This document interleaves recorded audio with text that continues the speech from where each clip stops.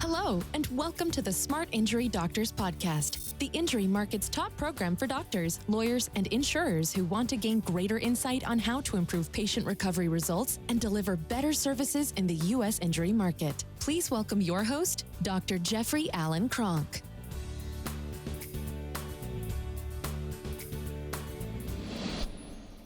All right, doctors, today what I want to talk about is how do you know if alteration of motion segment integrity is caused by an injury?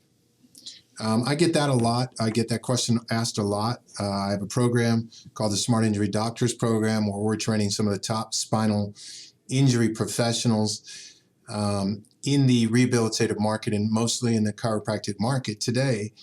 And alteration motion segment integrity is just that. It's excessive motion as pointed out by the AMA, American Medical Association Impairment Guides.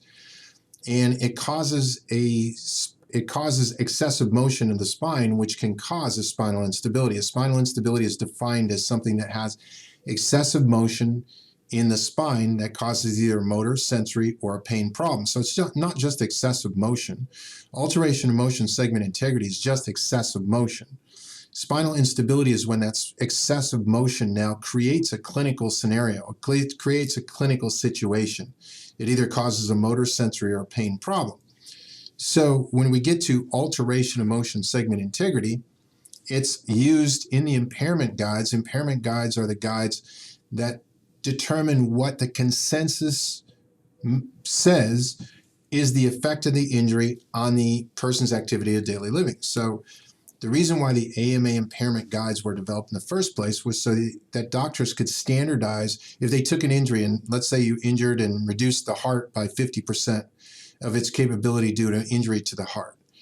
And doctors could look at that injury and say, okay, what's the agreed upon impact that's going to have on the patient's activities of daily living? Those are things outside of employment, outside of work. So it's the same thing in the spinal chapter for spinal injuries. There was excessive motion, there's disc herniation, and there's fracture. Those are the basic main things that you can image that is the injury itself. And if the excessive motion meets certain numbers, a certain amount, then it qualifies in the AMA guides for an impairment rating under the under alteration motion segment integrity. So this alteration motion segment integrity is excessive motion. And again, spinal instability is any excessive motion that causes a motor, sensory, or pain problem. So you can have plenty of patients that have severe ligament injuries that do not qualify for alteration motion segment integrity. So, for example, if a person had a craniocervical junction ligament injury that caused the alar ligaments to be damaged, and they now have migraine headaches on a regular basis. They never had them before. They're getting 12 to 13 migraine headaches a month, or even headaches a month. That can significantly affect their activities of daily living. So you don't have to have alteration motion segment integrity level of excessive motion to have a severe or to have a significant ligament injury that's now causing the person to have significant problems in their life. But a lot of times this gets asked because alteration motion segment integrity is in the impairment guides and now you're in a medico-legal situation. So one of the common questions that the people that don't know anything about ligament injuries in the first place, which is a lot of attorneys, a lot of doctors, quite frankly, and definitely patients, and even insurers, will ask, well, how do I know alteration motion segment integrity was caused from an injury? So my response to that question is always the same. What else would cause it? So you have to remember there's a mechanism of injury. Mechanism is the force delivery. The injury is the derangement that's left behind. All injuries leave derangements that are left behind. Doctors, if you're on listening to this podcast today, if a person is injured, if they injure any body part, they have to derange the body part. So if I burn your arm, there has to be a derangement of the skin. If I burn it badly, there might be a derangement of the tissue underneath the skin. If a dog bites you, there's a very specific derangement pattern that's left behind. If I shoot you with a bullet, there's a very specific derangement pattern that's left behind. It doesn't look like a dog bite, doesn't look like a gunshot wound, doesn't look like a burn.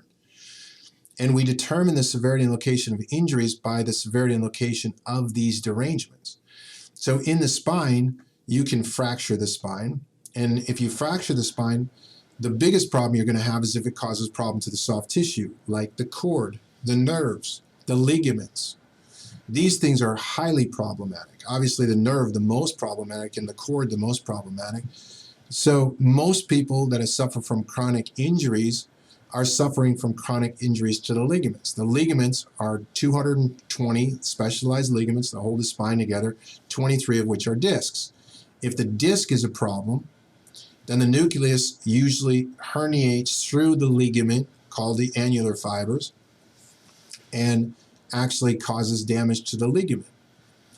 But the main problem that you have with ligament injuries to the spine is excessive motion.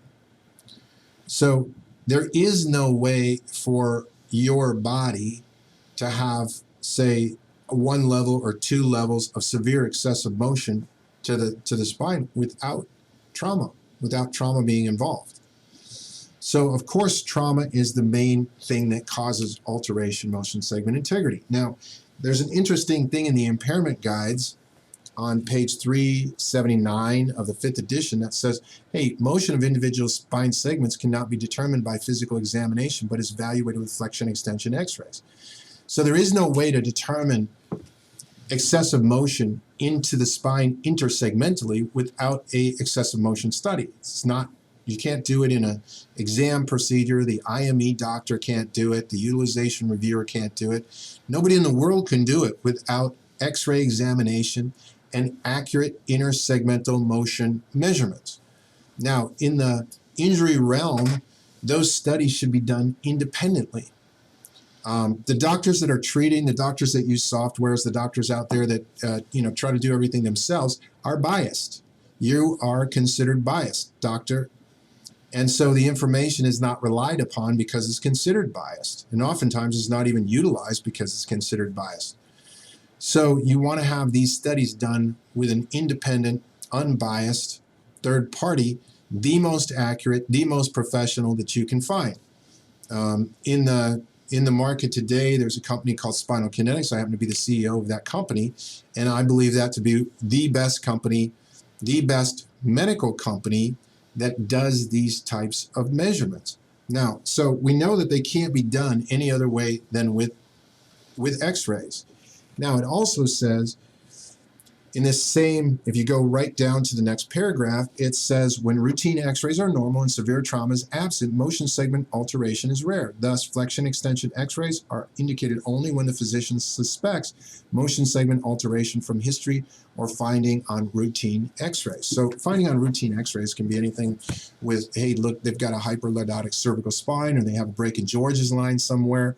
All this tells you is they may have ligament damage. It doesn't tell you if they have ligament damage. That's why you do the flexion extension study and you do the measurements. But the main thing is you can't get confused by somebody. See, in the market, you can get confused actually, but it's because there's so many doctors in the market that are confused. In the market today, there is so much confusion about ligament injuries and ligament damage that it's sort of the blind leading the blind, or the confused asking the confused for clarification for the confused. So again, how I started this podcast was somebody asking you as a doctor, how do I know this alteration motion segment integrity was caused by trauma? My first question back to them always is, what else would it be caused by? Let them come up with what else it would be caused by. It's kind of interesting when somebody says, like, if somebody, a friend of yours says, oh my gosh, why did you go see that movie on Friday night? Well, obviously they have a reference that they're referencing in their mind, and by the way they're saying it, they obviously think it's a bad movie because they're comparing it to something else. When somebody says to you, let's say an attorney says to you, well, how in the world do you know that was caused by trauma? You can ask them, well, what else would it be caused by, to find out in their mind, what are they assuming it is? See, a lot of times when people are asking these questions, they don't even know what alteration motion segment integrity is.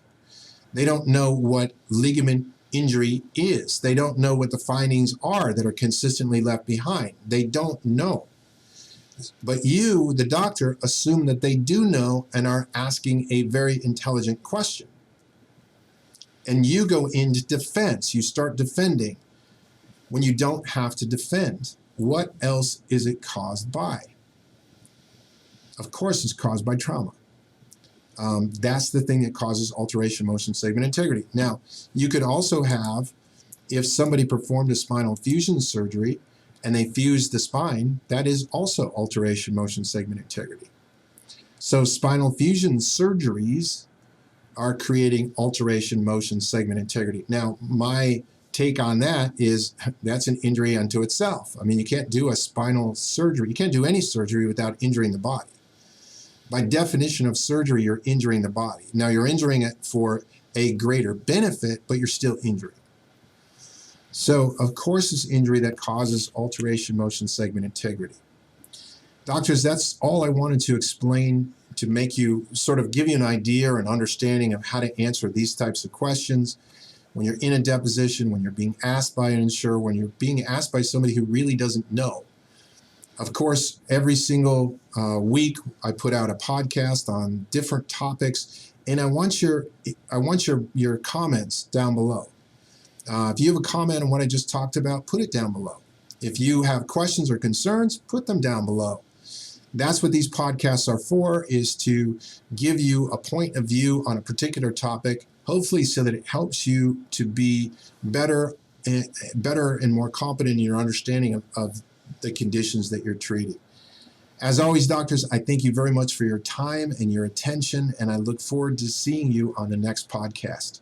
Thank you. You've been listening to the Smart Injury Doctors Podcast, the #1 audio production show for professionals in the U.S. injury market that want to deliver better injury services to the patients, clients, or insureds they serve. If you like what you heard today, please leave us a review and don't forget to join us on our next program.